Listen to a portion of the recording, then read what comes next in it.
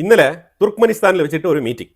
ഈ മീറ്റിംഗ് എന്താണെന്ന് പറഞ്ഞാൽ തുർക്കിയുടെ പ്രസിഡന്റ് ആയിട്ടുള്ള റെസെപ് തായ്യിപ് എർദോഗൻ, അതുപോലെ വ്ളാഡിമിർ പുടിൻ, പാകിസ്ഥാന്റെ പ്രൈം മിനിസ്റ്റർ ഷഹബാസ് ഷെരീഫ് ഇവരൊക്കെ ഉണ്ടായിരുന്നു. ഷഹബാസ് ഷെരീഫിന് നല്ലൊരു കോമഡിയാണ് അവിടെ നല്ലൊരു കോമഡിയാണ് നടത്തിയത്. അപ്പോൾ എന്തായാലും ഇതിനകത്തൊരു ഇമ്പോർട്ടൻ്റ് ആയിട്ടുള്ള വിഷയം എന്ന് പറഞ്ഞാൽ ഉക്രൈനിലേക്ക് ഇനി ഏത് തരത്തിലുള്ള ഷിപ്മെന്റ് വന്നാലും റഷ്യ അറ്റാക്ക് ചെയ്യും എന്നുള്ളത് പറഞ്ഞിട്ടുണ്ട്. അപ്പോൾ ഞാനിവിടെ ഒരു മാപ്പ് കാണിക്കുന്നുണ്ട്. മാപ്പ് നിങ്ങൾ നോക്കിക്കോളൂ. ഇപ്പോൾ ഇതിനകത്ത് മേളിൽ കാണുന്നതാണ് ഉക്രൈൻ, താഴെ കാണുന്നതാണ് തുർക്കി, ഇതിൻ്റെ നടുക്ക് കാണുന്നതാണ്, ഒത്ത മധ്യത്തിൽ കാണുന്ന ആ ഒരു കറുത്ത കളറാണ് ബ്ലാക്ക് സീ. ഇത് ബ്ലാക്ക് സീ. ഇനി കാസ്പിയൻ സീ ഇതിൻ്റെ അപ്പുറത്തെ സൈഡിൽ കിടക്കുന്നതാണ് കാസ്പിയൻ സീ. ഈ ബ്ലാക്ക് സീയിലാണ് ശരിക്കും പറഞ്ഞാൽ ഈ തുർക്കി ഏറ്റവും കൂടുതൽ മെഷീനറി സപ്ലൈ, അതായത് ഈ ഉക്രൈൻ്റെ ഉള്ളിൽ ഏറ്റവും കൂടുതൽ റഷ്യ ഇലക്ട്രിക് പവർ ഗ്രിഡുകളാണ് അറ്റാക്ക് ചെയ്ത് അവരുടെ എനർജി റിസോഴ്സ് മൊത്തം നശിപ്പിച്ച് വെച്ചിരിക്കുന്നത്. എനർജി റിസോഴ്സ് ഉക്രൈനും റഷ്യയ്ക്കുള്ളിൽ അറ്റാക്ക് ചെയ്യുന്നുണ്ട്, അത് വേറെ കാര്യം. പക്ഷേ തുർക്കി നാറ്റോയുമായിട്ട് ബന്ധപ്പെട്ട് നിൽക്കുന്ന രാജ്യമാണല്ലോ. അപ്പോൾ അവർ ഏറ്റവും കൂടുതൽ ഈ ഇൻഫ്രാസ്ട്രക്ചർ റീബിൽഡ് ചെയ്യാൻ വേണ്ടിയിട്ടുള്ള ഈ ഇലക്ട്രിക് പവർ ഗ്രിഡുകൾ റീബിൽഡ് ചെയ്യാൻ പറ്റുന്ന രീതിയിലുള്ള സാമഗ്രികളൊക്കെ ഷിപ്പിൽ കൊണ്ടുവന്ന് അവിടെ ഇറക്കാണ്. അപ്പോൾ തുർക്കിയിൽ നിന്നും ഉക്രൈനിലേക്ക് ഷിപ്പിംഗ് നടത്തുന്നുണ്ട്. നമ്മൾ 2 ദിവസങ്ങൾക്ക് മുമ്പ് അപ്ഡേറ്റ് ചെയ്തിട്ടുണ്ടായിരുന്നു, ഉക്രൈൻ തുർക്കിയുടെ തന്നെ 2 ഷിപ്പുകൾ അറ്റാക്ക് ചെയ്തിട്ടുണ്ടായിരുന്നു. അതായത് റഷ്യയിൽ നിന്നും സൺഫ്ലവർ ഓയിൽ കയറ്റുമതി ചെയ്തുകൊണ്ട് പോയിരുന്ന ടാങ്കർ ഷിപ്പുകളെ ഉക്രൈൻ ടാർഗറ്റ് ചെയ്ത് അറ്റാക്ക് ചെയ്ത് വീഴ്ത്തിയിട്ടുണ്ടായിരുന്നു. അത് കടലിൽ തന്നെ കത്തി നശിക്കുന്ന രംഗമാണ് ഉണ്ടായിരുന്നത്. ഇത് ഉക്രൈൻ ചെയ്ത പ്രവൃത്തി. ആ കപ്പലുകളും തുർക്കിയുടെയാണ്, അതാണ് മനസ്സിലാക്കേണ്ടത്. അപ്പം നിലവിൽ സംഭവിച്ചുകൊണ്ടെന്ന് വെച്ചാൽ തായ്യിപ് എർദോഗൻ ഇവിടെ രാവിലെ തുർക്ക്മെനിസ്ഥാനിൽ പുടിനെ കണ്ട് സംസാരിച്ചുകൊണ്ടിരിക്കുകയാണ്. അപ്പം ഇവിടെ ഉക്രൈൻ്റെ ഷിപ്പിംഗ് കാര്യങ്ങളൊക്കെ അവിടെ നിൽക്കട്ടെ, അത് നിങ്ങൾ മനസ്സിൽ വെച്ചോളൂ. അപ്പം നമ്മൾ ഇതൊന്ന് പറഞ്ഞിട്ട് അതിലേക്ക് വരാം, അപ്പോഴാണ് ഒരു ലിങ്ക് കിട്ടുക.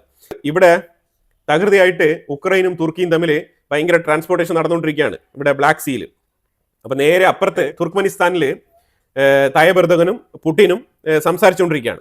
രണ്ടുപേരും സംസാരിക്കുന്നു, വളരെ കൂളായിട്ടുള്ള സംസാരമാണ്. അപ്പം വളരെ ഇമ്പോർട്ടൻ്റ് ആയിട്ടുള്ള ചർച്ചയാണ് നടത്തിക്കൊണ്ടിരിക്കുന്നത്. അപ്പോൾ ആ സാഹചര്യത്തിൽ ഷഹബാസ് ഷെരീഫ് ഏതാണ്ട് 40 മിനിറ്റ് അവിടെ വെയിറ്റ് ചെയ്തു. 40 മിനിറ്റ്സ് ആർക്ക് വേണ്ടിയിട്ടാണ്? പുടിന് വേണ്ടിയിട്ട്. അതായത് ആ വീഡിയോ കണ്ടു കഴിഞ്ഞാൽ നിങ്ങൾക്ക് മനസ്സിലാക്കാൻ പറ്റും. ഞാനിവിടെ ഫുട്ടേജ് വെക്കാം. അപ്പം അങ്ങനെ പാകിസ്ഥാൻ്റെ ഫ്ലാഗ് ഒരു സൈഡിൽ, മറ്റേ ഒരു കസേര ഇട്ടിട്ട് ഷഹബാസ് ഷെരീഫ് അവിടെ കുത്തിയിരിക്കുകയാണ്. ഇപ്പുറത്തെ സൈഡിൽ റഷ്യൻ ഫ്ലാഗ്, എന്നിട്ട് പുടിന് വേണ്ടിയിട്ട് അവിടെ ഒരു കസേര ഇട്ടിട്ടുണ്ട്. അപ്പം പുടിനാണെങ്കിൽ 40 മിനിറ്റ് ആയിട്ട് വന്നില്ല. ഏതാണ്ട് 45 മിനിറ്റോളം ഷഹബാസ് ഷെരീഫ് അവിടെ ഇരുന്ന് ഹ്യൂമിലിയേറ്റഡ് ആയി എന്നുള്ള വാർത്തയാണ് വരുന്നത്. എന്നിട്ട് ഷഹബാസ് ഷെരീഫ് ഭയങ്കര ദേഷ്യത്തിൽ ഇപ്പം ഞാൻ അണുബോംബ് എടുത്തിട്ടാളെന്ന് പറഞ്ഞിട്ട്, പോക്കറ്റിലാണല്ലോ അണുബോംബ്, നേരെ കോട്ടൊക്കെ ഇട്ട് ഭയങ്കരമായിട്ട് ചടപടാന്ന് കയറി പോവാണ്. എവിടെയാണ്? തായ്യിപ് എർദോഗനും റഷ്യൻ പ്രസിഡന്റ് വ്ളാഡിമിർ പുടിനും സംസാരിച്ചുകൊണ്ടിരിക്കുന്ന റൂമിനകത്ത് കയറി പോവാണ്. എന്തിനാണെന്ന് പറഞ്ഞാൽ ജസ്റ്റ് ഒരു സെൻഡ് ഓഫ് പറയാനാണ്. അതായത് ഞാൻ പോകുന്നു എന്നുള്ളത് പറയാൻ വേണ്ടിയിട്ട് പോകുന്നതാണ്. അതായത് ഒരു പ്രതികരണമാണ്, പ്രതിഷേധമാണ്. ശരിക്കും പുടിന് ഒരു മെസ്സേജ് കൊടുക്കാൻ വേണ്ടി പോയതാണ്. അതായത് ഞാൻ 45 മിനിറ്റ് വെയിറ്റ് ചെയ്തിരുന്നു, നീ വന്നില്ല, അതുകൊണ്ട് ഞാൻ പോവാണ് എന്ന് പറഞ്ഞിട്ട് മടങ്ങുന്ന രംഗമാണ് അവിടെ കാണാൻ കഴിഞ്ഞത്. ശരിക്കും പാകിസ്ഥാൻ പ്രൈം മിനിസ്റ്റർ ഹ്യൂമിലിയേറ്റഡ് ആണെന്നുള്ളതാണ് ഇന്നലെ മൊത്തത്തിലുള്ള ഗ്ലോബൽ ലൈം ലൈറ്റിൽ വന്ന വാർത്തയായിരുന്നത്. എനിവേ, എന്തായാലും ഇന്ത്യൻ മീഡിയ അതൊക്കെ എടുത്ത് ആഘോഷിച്ചിട്ടുണ്ട്. അപ്പോൾ എന്തായാലും ഞാനത് ഇവിടെ പറഞ്ഞു പോയെന്നേ ഉള്ളൂ. പക്ഷേ യഥാർത്ഥ പ്രശ്നം അതല്ല. പ്രശ്നം അവിടെ സംസാരിച്ചുകൊണ്ടിരുന്നത് തായ്യിപ് എർദോഗനും പുടിനും സംസാരിച്ചുകൊണ്ടിരുന്ന വിഷയം എന്ന് പറഞ്ഞാൽ, ഞങ്ങളുടെ ഷിപ്പുകളെ നിങ്ങൾ അറ്റാക്ക് ചെയ്യരുത്. ഏത്? ഉക്രൈനിന് ഞാൻ കൊണ്ടുപോകുന്ന ഷിപ്മെന്റുകളെ ഒന്നും നിങ്ങൾ അറ്റാക്ക് ചെയ്യരുത്. ഉക്രൈൻ്റെ അടുത്ത് ഞാൻ സംസാരിച്ചോളാം. അതായത് റഷ്യയുടെ സൈഡിൽ നിന്ന് എടുക്കുന്ന സൺഫ്ലവർ ഓയിൽ ആയിക്കോട്ടെ, അമ്മാതിരിപ്പെട്ട എന്ത് കാര്യങ്ങളായാലും തുർക്കിയുടെ ഷിപ്പാണെങ്കിൽ ഉക്രൈൻ അറ്റാക്ക് ചെയ്യില്ല എന്നുള്ളതിൻ്റെ ഉറപ്പ് ഞാൻ വാങ്ങിത്തരാം എന്നൊക്കെ പറഞ്ഞുകൊണ്ട് ഈ കാര്യങ്ങളാണ് സംസാരിച്ചുകൊണ്ടിരുന്നത്. സംസാരിച്ചൊക്കെ തീർന്നു. അങ്ങ് മീറ്റിംഗ് ഒക്കെ കഴിഞ്ഞ് മടങ്ങി. തായ്യിപ് എർദോഗൻ അങ്ങനെ തുർക്കിയിൽ എത്തിയ പാട് തന്നെ ഒരു മെസ്സേജ് തായ്യിപ് എർദോഗന് വരുന്നുണ്ട്. അതായത്, ബോസ്, നമ്മളുടെ ഷിപ്പ് ബ്ലാക്ക് സീയിൽ നിന്ന് കത്തുകയാണ്. നിന്ന് കത്തുന്നു? എവിടേക്ക് പോയ ഷിപ്പ്? അത് ഉക്രൈനിലോട്ട് പോയ ഷിപ്പാണ്. ആരാണ് അറ്റാക്ക് ചെയ്തത്? അത് മോസ്കോയിൽ നിന്നാണ് അറ്റാക്ക് നടത്തിയിരിക്കുന്നത്. ഞാൻ ഇപ്പോൾ പറഞ്ഞിട്ട് വന്നതല്ലേ ഉള്ളൂ. അത് പുടിൻ അങ്ങനെ അറ്റാക്ക് ചെയ്യില്ല എന്ന് പറഞ്ഞിട്ടുണ്ടല്ലോ എന്ന് പറഞ്ഞ് തീരുന്നതിന് മുമ്പ് തന്നെ അവിടെ ഷിപ്പ് അങ്ങ് നിന്ന് കത്തുകയാണ്. ആ കത്തുന്ന രംഗമാണ് ഞാൻ അവിടെ വെച്ചിരിക്കുന്നത്. അതായത് രാവിലെ സംസാരിച്ചിട്ട് വരുന്നതേ ഉള്ളൂ, ഉച്ചയ്ക്ക് ശേഷം അറ്റാക്ക്. അതായത് ഈ മെസ്സേജ് മീറ്റിംഗ് നടന്നതല്ലേ ഉള്ളൂ, ഇനിയിപ്പോൾ അത് മീറ്റിംഗ് നടന്നിരിക്കുന്നതല്ലേ ഉള്ളൂ. ഇനിയിപ്പോൾ അത് സംസാരിച്ച് റഷ്യൻ സോൾജേഴ്സിൻ്റെ ആ ഒരു വിങ്ങിലേക്ക് കൈമാറണ്ടേ? ആ മെസ്സേജ് പോകേണ്ട ഒരു സമയം വേണമല്ലോ. അപ്പോൾ എന്തായാലും ഇപ്പോൾ ഈ നടത്തിയ ചർച്ച, തുർക്ക്മെനിസ്ഥാനിൽ വെച്ച് നടത്തിയ ചർച്ച ഇപ്പോൾ കുളമായിരിക്കുകയാണ്. അതാണ് ഇപ്പോൾ നിലവിലെ സാഹചര്യം. ഉക്രൈനിലെ സെലൻസ്കി ഉടനെ ഇതിനെതിരെ പോസ്റ്റുമായിട്ട് വന്നിട്ടുണ്ട്. റഷ്യ തീവ്രവാദപരമായിട്ടുള്ള ആക്രമണങ്ങളാണ് നടത്തുന്നത്, ഇതൊട്ടും ശരിയല്ല എന്നുള്ള രീതിയിൽ ഉടനെ തന്നെ സോഷ്യൽ മീഡിയയിൽ പോസ്റ്റുമായിട്ട് വന്നിട്ടുണ്ട്. പക്ഷേ നമ്മൾ കാസ്പിയൻ സീ ഞാൻ പറഞ്ഞിരുന്നല്ലോ, ഈ കാസ്പിയൻ സീയിൽ റഷ്യയുടെ 2 ഷിപ്പുകൾ ഉക്രൈൻ ഇന്നലെ ഇതേമാതിരി അറ്റാക്ക് ചെയ്തിട്ടുണ്ട്. കാസ്പിയൻ സീയിൽ റഷ്യ ഒരു അറ്റാക്ക് നടത്തുമ്പോൾ ഉക്രൈൻ 10 അറ്റാക്ക് നടത്തുകയാണ്. എന്നിട്ടാണ് സെലൻസ്കി ഇങ്ങനെ വന്നിരുന്ന് കരയുന്നത്. അതായത് ഇതെല്ലാം തന്നെ ഇവരുടെ പ്രൊപ്പഗണ്ടയാണ്. അപ്പോൾ ഈ മാതൃകയിലാണ് ജിയോ പൊളിറ്റിക്സ് യൂറോപ്യൻ മേഖലയിൽ നടക്കുന്നത്. അപ്പോൾ ആ ഒരു ജിയോ പൊളിറ്റിക്സിൻ്റെ സ്ഥിതി അതാണ്. ഇനി നേരെ അമേരിക്കയാണെന്നുണ്ടെങ്കിൽ വെനിസുലയുടെ സൈഡിലേക്ക് വന്നിരിക്കുകയാണ്. വെനിസുലയുടെ സൈഡിൽ ഇപ്പോൾ ഗ്രൗണ്ട് ഓപ്പറേഷൻ ഉത്തരവിട്ടുകൊണ്ട് ട്രംപ് രംഗത്ത് വന്നിരിക്കുകയാണ്. ഉക്രൈൻ ഒരു വാണിംഗ് കൊടുത്തിരിക്കുന്നത് യൂറോപ്പ് നിങ്ങൾ കൃത്യമായി എടുക്കേണ്ട നിലപാട് എടുത്തില്ല എന്നുണ്ടെങ്കിൽ മൂന്നാം ലോക മഹായുദ്ധത്തിലേക്കാണ് നിങ്ങൾ നടന്ന് നീങ്ങുന്നത് എന്നുള്ളൊരു മുന്നറിയിപ്പ് ട്രംപ് കൊടുത്തിട്ടുണ്ട്. ഇനി എന്താണ് മൂന്നാം ലോക മഹായുദ്ധം? ഇപ്പൊ തന്നെ ഓൾറെഡി പല സ്ഥലങ്ങളിലും യുദ്ധം നടന്നുകൊണ്ടാണ് ഇരിക്കുന്നത്. ഇപ്പൊ ശരിക്കും പറഞ്ഞാൽ ക്ലിയർ ആയിട്ട് ഒരു ക്ലിയർ ആയിട്ട് ഒരു ഡീവിയേഷൻ സംഭവിച്ചിട്ടുണ്ട്. വെനിസുലയ്ക്ക് സപ്പോർട്ടായിട്ട് വെനിസുലയുടെ ഷിപ്പ് അമേരിക്ക സീസ് ചെയ്ത് എടുത്തുകൊണ്ട് പോയതുപോലെ തന്നെ ഒമാനിൽ നിന്നും GPS ഒക്കെ ഓഫ് ചെയ്തുകൊണ്ട് ഒരു അമേരിക്കൻ ഷിപ്പ് ഇറാന്റെ ആ ഏരിയയിലൂടെ കടന്നിങ്ങനെ പോകാൻ ശ്രമിച്ച സമയത്ത് IRGCയുടെ ടീം വന്നിട്ട് ആ കപ്പലിനെ സീസ് ചെയ്ത് എടുത്തുകൊണ്ട് പോയിരിക്കുകയാണ്. ആ കപ്പൽ ചെറിയ കപ്പലൊന്നുമല്ല, ഏതാണ്ട് 6 മില്യണോളം ക്രൂഡ് ഓയിൽ ക്യാരി ചെയ്ത് കൊണ്ടുപോകാൻ പറ്റുന്ന കപ്പാസിറ്റിയിലുള്ള ടാങ്കർ ഫ്ലീറ്റാണ്. ആ ഫ്ലീറ്റാണ് അമേരിക്കയുടെ ഫ്ലീറ്റാണ് ഇറാൻ ഇപ്പം കടത്തിക്കൊണ്ട് പോയിരിക്കുന്നത്. അപ്പോൾ ഇത് ശരിക്കും പറഞ്ഞാൽ വെനിസുലയ്ക്ക് പകരമായിട്ട്, വെനിസുലയിൽ അമേരിക്ക ചെയ്തതിന് പകരമായിട്ട് ഇറാൻ ചെയ്ത് കാണിച്ചതാണ് ഇതിവിടെ. സംഭവം വേറെ ഒന്നുമില്ല, ആ ഏരിയയിൽ നിങ്ങളുടെ ഏരിയയിൽ നിങ്ങൾ രാജാവാണ്, അതുകൊണ്ട് നിങ്ങൾ വെനിസുലയുടെ ഷിപ്പെല്ലാം നിങ്ങൾ ഓട്ടിച്ചുകൊണ്ട് പോകുന്നുണ്ട്, കുഴപ്പമില്ല. അതുകൊണ്ട് ഇവിടെ ഈ ഏരിയയിൽ, ഇവിടെ സ്ട്രൈറ്റ് ഓഫ് ഹോർമൂസ് എന്ന് പറഞ്ഞ ഈ ഒരു ഏരിയയിൽ ഞങ്ങളാണ് രാജാവ്. അപ്പോൾ അതുകൊണ്ട് നിങ്ങളുടെ ഷിപ്പ് ഇതിലെ കടന്നു പോകുമ്പോൾ ഞങ്ങൾ അതിനെ സീസ് ചെയ്ത് എടുത്തുകൊണ്ട് വരും. അപ്പോൾ അതുകൊണ്ട് നിങ്ങളുടെ ഒരു കപ്പൽ ഞങ്ങൾ മോട്ടിച്ചിട്ടുണ്ടെന്നുള്ളൊരു ഒരു വാണിംഗ്, കൃത്യമായ താക്കീതാണ് ഇപ്പം അമേരിക്കയ്ക്ക് കൊടുത്തിരിക്കുന്നത്. അമേരിക്ക ഇപ്പം ബാക്ക് ടു ദ ട്രാക്ക് എന്ന് പറഞ്ഞ കണക്ക് വെനിസുലയുടെ മേളിൽ ഞങ്ങൾ ഗ്രൗണ്ട് ഓപ്പറേഷനിലേക്ക് വരും എന്നാണ് പറഞ്ഞിരിക്കുന്നത്. വെനിസുലയിലെ ഗ്രൗണ്ട് ഓപ്പറേഷൻ, ഞാൻ ഇത് ആവർത്തിച്ച് ഒന്നുകൂടെ പറയാണ്, അമേരിക്ക ഗ്രൗണ്ട് ഓപ്പറേഷനിൽ വീക്കാണ്. അവർക്ക് എയർ സ്ട്രൈക്കും കാര്യങ്ങളൊക്കെ ആകാശത്ത് നിന്ന് ബോംബിടാനൊക്കെ വളരെ മിടുക്കരാണ്, പക്ഷേ ഗ്രൗണ്ട് ഓപ്പറേഷനിൽ ഭയങ്കര വീക്കാണ്. അപ്പോൾ അതുകൊണ്ട് അമേരിക്ക മറ്റുള്ള രാജ്യങ്ങളുടെ സപ്പോർട്ട് ഇല്ലാണ്ട് ഈ ഒരു ടൈമിൽ വെനിസുലയെ അപ്രോച്ച് ചെയ്യുന്നത് വളരെ വളരെ റോങ് ആയിട്ടുള്ള ഒരു ഡിസിഷനായി മാറും എന്നുള്ളത് 100% ഉറപ്പുള്ള കാര്യമാണ്. മറ്റുള്ള സ്ഥലങ്ങളിലൊക്കെ നാറ്റോയുടെ സഖ്യം, അതേപോലെ തന്നെ പല G5 G7 എന്നൊക്കെ പറഞ്ഞുകൊണ്ടുണ്ടല്ലോ, ഈ സംഘടനകളെയൊക്കെ വിളിച്ചുകൊണ്ട് മൊത്ത വെസ്റ്റേൺ രാജ്യങ്ങളെയൊക്കെ കൂട്ടായി ചേർത്തുകൊണ്ട് അതിൻ്റെ ഒരു സപ്പോർട്ടോട് കൂടിയാണ് അമേരിക്ക പോകുന്നത്. അമേരിക്ക എയർ സ്ട്രൈക്ക് ചെയ്യുന്നെങ്കിലും അതിനെ സപ്പോർട്ട് ചെയ്തുകൊണ്ട് ഇവിടെ കുഴലൂത്ത് നടത്തും വെസ്റ്റേൺ രാജ്യങ്ങൾ. അപ്പോൾ അതുകൊണ്ട് മാധ്യമ നറേറ്റീവ്സ്, അതിൻ്റെ അജണ്ട എല്ലാം ഇങ്ങനെയാണ് ഒരു സെറ്റ് ചെയ്യുന്നത്. പക്ഷേ ഇത്തവണ യൂറോപ്പ് ഓൾറെഡി തന്നെ സെപ്പറേറ്റ് ആയി നിൽക്കുകയാണ്. അവർ തന്നെ ഓൾറെഡി റഷ്യ ഉക്രൈനുമായിട്ട് ബന്ധപ്പെട്ട വിഷയത്തിൽ യൂറോപ്പിനെ അമേരിക്ക ബീട്രേ ചെയ്ത് നിർത്തിയിരിക്കുകയാണ്. ഈ സാഹചര്യത്തിൽ വെനിസുലയിൽ ഗ്രൗണ്ട് ഓപ്പറേഷനുമായിട്ട് പോയി കഴിഞ്ഞാൽ വെസ്റ്റേൺ രാജ്യങ്ങളുടെ സപ്പോർട്ട് അല്ലെങ്കിൽ സപ്പോർട്ടീവ് സ്റ്റേറ്റ്മെന്റ് കിട്ടില്ല, അതായത് ഒരു ഗ്ലോബൽ സപ്പോർട്ട് അത് കിട്ടില്ല. അമേരിക്ക ഒറ്റപ്പെടും. അമേരിക്ക ഒറ്റയ്ക്ക് ഇറങ്ങി പോയി കഴിഞ്ഞാൽ വിയറ്റ്നാം ഓൾറെഡി തന്നെ അമേരിക്കയ്ക്ക് ഓർമ്മയുണ്ടാവും, അത് മറക്കാൻ പാടില്ല. അപ്പോൾ അതേ സാഹചര്യത്തിൽ അഫ്ഗാനിസ്ഥാനിൽ എങ്ങനെയാണ് അമേരിക്ക തോറ്റോടി മടങ്ങിയതെന്നുള്ളതും മനസ്സിലാക്കേണ്ട കാര്യമാണ്. അപ്പോൾ അതുകൊണ്ട് ഇങ്ങനെ 2-3 കാര്യങ്ങളൊക്കെ ഇവർ ഓർത്തുകൊണ്ട് വേണം ഈ ഗ്രൗണ്ട് ഓപ്പറേഷനിലേക്ക് പോകാൻ.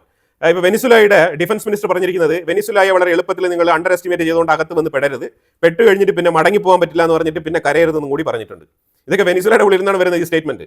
കേൾക്കുമ്പോൾ നമുക്ക് ഭയങ്കരമായിട്ട് തോന്നാം, വെനിസുലയ്ക്ക് ഇങ്ങനെയൊക്കെ സ്റ്റേറ്റ്മെന്റ് പറയാനുള്ള കപ്പാസിറ്റി ഉണ്ടോ എന്നൊക്കെ നമുക്ക് തോന്നാം. പക്ഷേ അത് തോന്നൽ മാത്രമാണ്. ഏതൊരു രാജ്യവും അവർക്ക് ഡിറ്ററൻസ് ഉണ്ടാവും, അവർക്ക് ഡിഫൻസ് കപ്പാസിറ്റി ഉണ്ടാവും. അപ്പോൾ പ്രാഥമികമായിട്ട് അതൊക്കെ നേരിടേണ്ട സാഹചര്യത്തിലേക്ക് അമേരിക്ക തള്ളപ്പെടുകയാണ് ഗ്രൗണ്ട് ഓപ്പറേഷനിലേക്ക് ഇറങ്ങി കഴിഞ്ഞാൽ. ഇനിയിപ്പം ഈ ലാറ്റിൻ അമേരിക്കൻ രാജ്യങ്ങളെ കുറിച്ച് നമുക്കൊന്ന് നോക്കിക്കഴിഞ്ഞാൽ വെനിസുലയുടെ അപ്പുറത്തെ ലാൻഡ് ഏരിയ എന്ന് പറയുന്നത് കംപ്ലീറ്റ് ഓപ്പൺ ആണ്. ആ ഓപ്പൺ എന്ന് പറഞ്ഞു കഴിഞ്ഞാൽ അവർക്ക് മറ്റുള്ള രാജ്യങ്ങളുടെയൊക്കെ സപ്പോർട്ട് കിട്ടാനും അതിലെ ആയുധങ്ങൾ വെനിസുലയുടെ ഉള്ളിലേക്ക് കൊണ്ടുവരാനും സാധിക്കുന്ന ഒരു രീതിയിലാണ് അത് ഓപ്പൺ ആയിരിക്കുന്നത്. അപ്പോൾ അവിടെ പോയി ഇറങ്ങിയിട്ട് അവസാനം പൊതുജനങ്ങളുടെ കയ്യിലൊക്കെ നിക്കോളാസ് മദുറോ ആയുധങ്ങൾ കൊടുത്തിട്ട് ആര് വന്നാലും നിങ്ങൾ തട്ടിക്കുമെന്ന് പറഞ്ഞിട്ട് കൊടുത്തു കഴിഞ്ഞാൽ എന്ത് ചെയ്യാൻ പറ്റും? അപ്പം ആ രീതിയിലേക്കാണ് സാഹചര്യങ്ങൾ മാറി മറിയുന്നത്. ട്രംപ് എടുത്തിരിക്കുന്ന ഈ ഒരു ഗ്രൗണ്ട് ഓപ്പറേഷൻ അത് വളരെ വളരെ വീക്ക് ആയിട്ടുള്ള ഒരു ഡിസിഷനാണ്. അത് അട്ടർ ഫെയിലിയർ ആയിട്ട് മാറാനുള്ള സാധ്യത വളരെ കൂടുതലാണ്.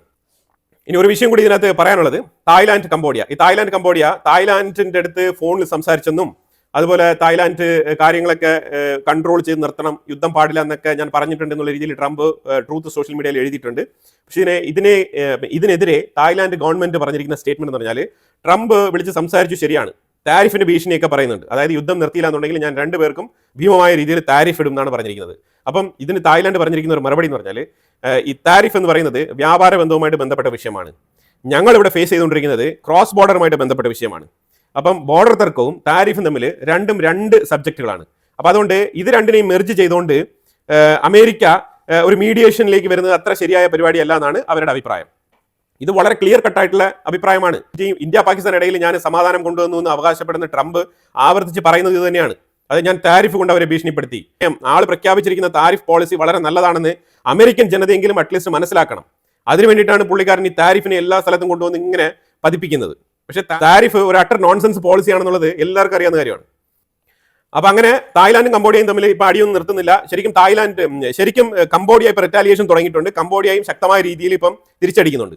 അപ്പൊ അങ്ങോട്ടും ഇങ്ങോട്ടും നല്ല രീതിയിലുള്ള ആക്രമണങ്ങൾ നടക്കുന്നത്. ഇന്നലെ രാത്രി തന്നെ ഞാൻ ഇവിടെ വീഡിയോ ഫുട്ടേജ് വെക്കുന്നുണ്ട്, നിങ്ങൾ നോക്കിക്കോളൂ.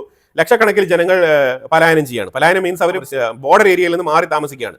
അപ്പോൾ 2 രാജ്യങ്ങളുടെ ഗവൺമെന്റും ഉത്തരവ് ഇറക്കിയിട്ടുണ്ട്. അതിന്റെ അടിസ്ഥാനത്തിൽ ഒരു സൈഡിൽ തായ്ലാന്റ്, മറ്റൊരു സൈഡിൽ കംബോഡിയ, 2 പേരും ഈ ബോർഡർ മേഖലയിൽ നിന്നും മാറി ഉൾപ്രദേശങ്ങളിലേക്ക് പോയി താമസിക്കാനാണ് ഉത്തരവ് കൊടുത്തിരിക്കുന്നത്. അതനുസരിച്ച് ആ രാജ്യത്തുള്ള ആ ബോർഡർ ഏരിയയിൽ താമസിക്കുന്ന ജനങ്ങളെല്ലാം തന്നെ രായ്ക്ക് രാമാനം അവിടെ നിന്ന് സ്ഥലം വിടുന്ന രംഗമാണ് നമുക്ക് കാണാൻ കഴിയുന്നത്. ഇതാണ് ഇപ്പോൾ നിലവിലെ ഏഷ്യൻ സൈഡിൽ നടന്നുകൊണ്ടിരിക്കുന്ന ഈ ഒരു യുദ്ധം. അതുപോലെ ഫ്രാൻസിൽ കനത്ത പ്രതിഷേധം ഉണ്ടാകാനുള്ള കാരണം എന്ന് പറഞ്ഞാൽ അവിടെ സ്ത്രീകൾക്ക് സുരക്ഷയില്ല. അവിടെ ഇല്ലീഗൽ ഇമിഗ്രന്റ് ആയിട്ട് അതേപോലെ ഈ ആഫ്രിക്കൻ റീജിയനിൽ നിന്നൊക്കെ കയറി വരുന്ന ഇമിഗ്രന്റുകളുണ്ടല്ലോ, ഇവര് ശരിക്കും അവിടുത്തെ സ്ത്രീകളെ പീഡിപ്പിക്കുന്നു.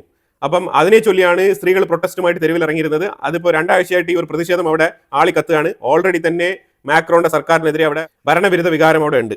അപ്പോൾ അത് നിലനിൽക്കുന്ന സാഹചര്യത്തിലാണ് ഈ പ്രതിഷേധം ആളിക്കത്തുന്നത് അവിടെ. ഇത് ഫ്രാൻസിൽ നടക്കുന്ന വിഷയമാണ്.